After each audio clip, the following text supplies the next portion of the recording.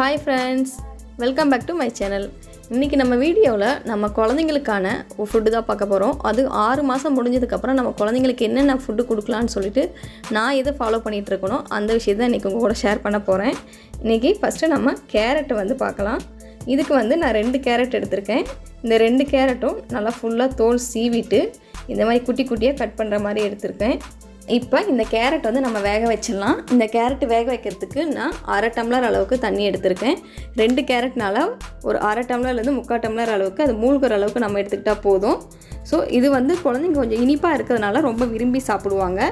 இதை வந்து ஒரு மிதமான சூட்டில் 10 to 15 மினிட்ஸ் வந்து வேக வச்சா போதும். கேரட் வந்து ஈஸியாக வெந்துடும். இந்த கேரட்டில் விட்டமின் சி இருக்கிறதுனால நம்ம குழந்தைங்களுக்கு வந்து கண் வந்து நல்லா தெரியும்.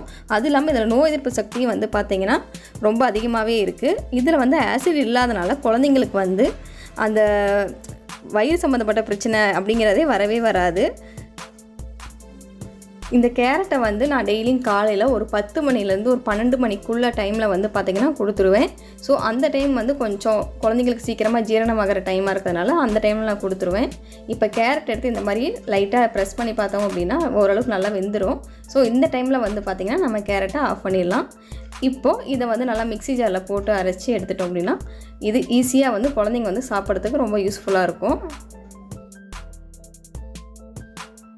இதை வந்து ஒரு 10 o'clockலேருந்து 12 o'clockக்குள்ள டைமிங்கில் கொடுத்துட்டோம் அப்படின்னா நமக்கு வந்து ரொம்ப ஈஸியாக ஜீரணமாகிறதோ அந்த மாதிரி பிரச்சனைகள் வந்து வராது.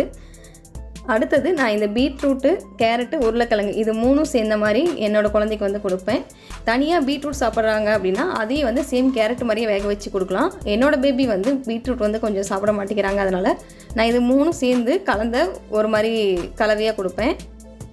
இதில் ஒரு கேரட்டு, ஒரு உருளைக்கிழங்கு, பீட்ரூட் மட்டும் நான் அரை பீட்ரூட் வந்து யூஸ் பண்ணுவேன். இதே மாதிரி சேம் வந்து பார்த்திங்கன்னா பாத்திரத்தை நல்லா வாஷ் பண்ணிவிட்டு இது வந்து நான் 1 டம்ளர் அளவுக்கு வந்து வேக வைக்கிறதுக்காக தண்ணி ஊற்றுவேன். அடுத்தது இதை வந்து அடுப்பை மிதமான சூட்டில் வச்சுட்டு நம்ம 15 to 20 மினிட்ஸ் வரைக்கும் நம்ம வேக வச்சா இது கரெக்டாக இருக்கும். இதில் வந்து பீட்ரூட்டில் வந்து நல்லா கால்சியம் அப்புறம் அயன் ஸ்ட்ரென்த்லாம் இருக்கிறதுனால நம்ம குழந்தைங்களுக்கு வந்து இந்த ரத்த சோகை பிரச்சனையே வரவே வராது. அதே மாதிரி உருளைக்கிழங்கும் வந்து பார்த்திங்கன்னா நார்ச்சத்து இருக்கிறதுனால நம்ம உருளைக்கிழங்கும் வந்து குழந்தைங்களுக்கு கொடுக்குறது ரொம்ப ரொம்ப நல்லது. ஆனால் உருளைக்கிழங்கை அதிகமாக கொடுத்தோம் அப்படின்னா அந்த கேஸ் ப்ராப்ளம் வர சான்ஸ் இருக்குது. அதனால் அதை வந்து கரெக்டாக பார்த்துக்காங்க. இது வந்து நல்லா வெந்ததுக்கப்புறம் நம்ம இதை மிக்ஸி ஜாரில் போட்டு அரைச்சி எடுத்துக்கலாம். மிக்சியில் அரைச்சதுக்கப்புறம் நல்லா இந்த மாதிரி ஃபைன் பேஸ்ட்டாக வந்து நம்ம குழந்தைங்களுக்கு வந்து கொடுக்கலாம். அடுத்தது நான் சக்கரவள்ளி கிழங்கு என்னோடய பேபி கொடுப்பேன். இந்த சக்கரவள்ளி கிழங்கை நல்லா எடுத்துகிட்டு நல்லா தண்ணியில் அலசிக்காங்க. ஏன்னா மண்ணாக இருக்கும். ஸோ அதை நல்லா வாஷ் பண்ணிவிட்டு அதை தனியாக எடுத்துக்கலாம்.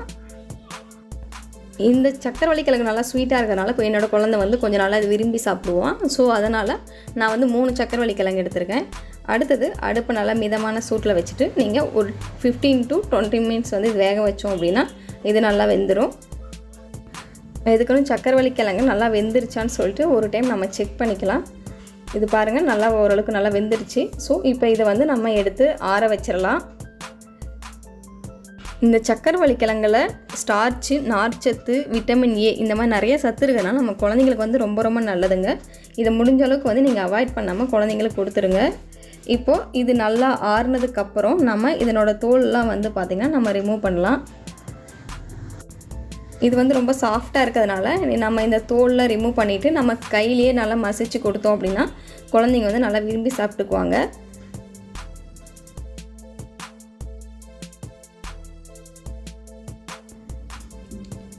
என்னோடய பேபிக்கு வந்து இப்போது 9 months. இதில் வந்து பார்த்திங்கன்னா அவங்க நல்லாவே வந்து இதை எடுத்து சாப்பிடுவாங்க. ஏன்னா இனிப்பாக இருக்கிறதுனால குழந்தைங்க வந்து நல்லா விரும்பி சாப்பிடுவாங்க.